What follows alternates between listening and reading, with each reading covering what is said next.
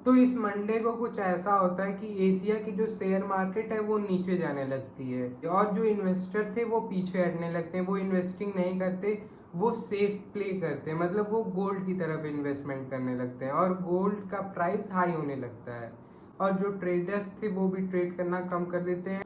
तो चलिए वीडियो को शुरू करते हैं, लेकिन उससे पहले वीडियो को लाइक शेयर एंड सब्सक्राइब जरूर करिए ताकि मैं आपको ऐसी इंफॉर्मेशन और दे सकूं।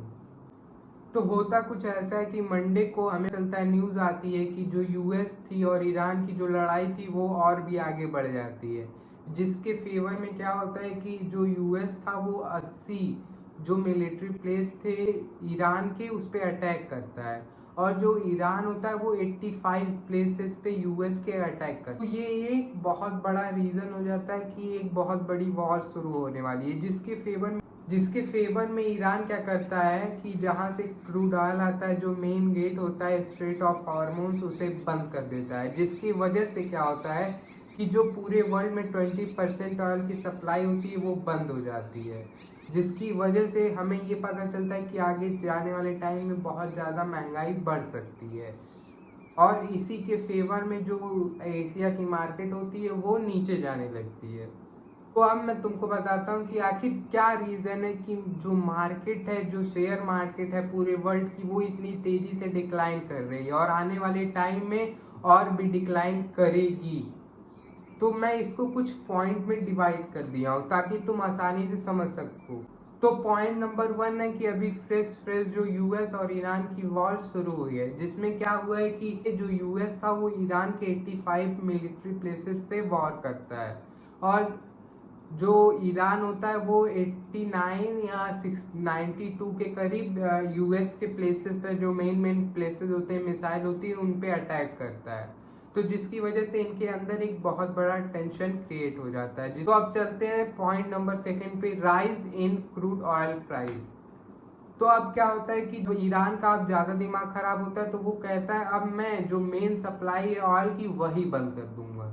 तो वो डायरेक्ट जाता है स्ट्रेट ऑफ हॉर्मोन्स को बंद कर देता है और मंडे को वो कन्फेस करता है कि मैंने स्ट्रेट ऑफ हॉर्मोन्स बंद कर दिया, अब तुम लोग तेल यहाँ से पास करके दिखाओ। तो सिंपली जो सारे कंट्री हैं, जो वर्ल्ड में सारी कंट्री है, उसमें टेंशन क्रिएट हो गया कि अगर तो पूरे वर्ल्ड में अब एक टेंशन क्रिएट हो जाती है कि अब जो तेल है उसकी कमी होगी और उसका प्राइस बहुत तेजी से बढ़ने लगा, जिसकी वजह से मार्केट नीचे जाने लगी और अभी भी प्राइस बढ़ रहा है। पॉइंट नंबर 3 पे, जो ग्लोबल स्टॉक मार्केट है वो भी वीक हो जाती है, मतलब हर कंट्री की जो स्टॉक मार्केट है वो वीक होना शुरू कर देती है। मतलब दो कंट्री की वॉर के चक्कर में सारी जो कंट्री हैं एक राइज और एक फॉल आने लगता है, मतलब एक टाइम पे वो राइज होती हैं और फिर फॉल होने लगती हैं।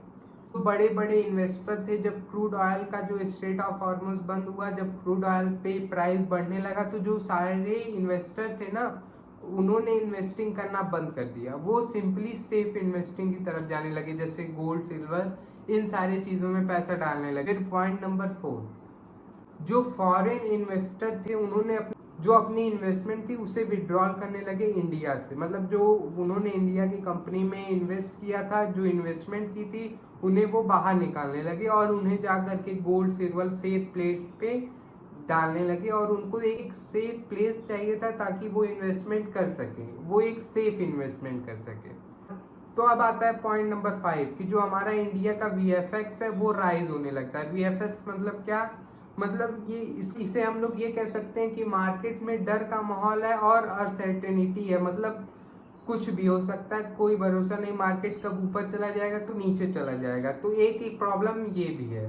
तो अब हम लोग चलते हैं last but not the least, जो इंडिया का रुपीज है वो डिक्लाइन होने लगता है, उसकी वैल्यू डिक्लाइन होने लगती है। मतलब आज के टाइम पे जो यूएस डॉलर की वैल्यू है वो बढ़ने लगती है। अगर ग्लोबल वर्ल्ड में डॉलर की डिमांड बढ़ती है तो जो इंडियन रुपीज की वैल्यू है वो और भी घटेगी और जो डॉलर की वैल्यू है वो और भी ज्यादा बढ़ेगी। एट द एंड मैं यही कहूंगा, अगर आप भी ट्रेडर हो, अगर आप भी एक इन्वेस्टर हो, तो एक सेफ प्ले करो, मार्केट न्यूज़ देखो, एक अच्छी एनालिसिस करो, अपने सेटअप के बेस पे ट्रेड लो और हो सके तो कम ट्रेड लो, क्योंकि इस टाइम मार्केट में कब क्या हो सकता है कुछ नहीं पता।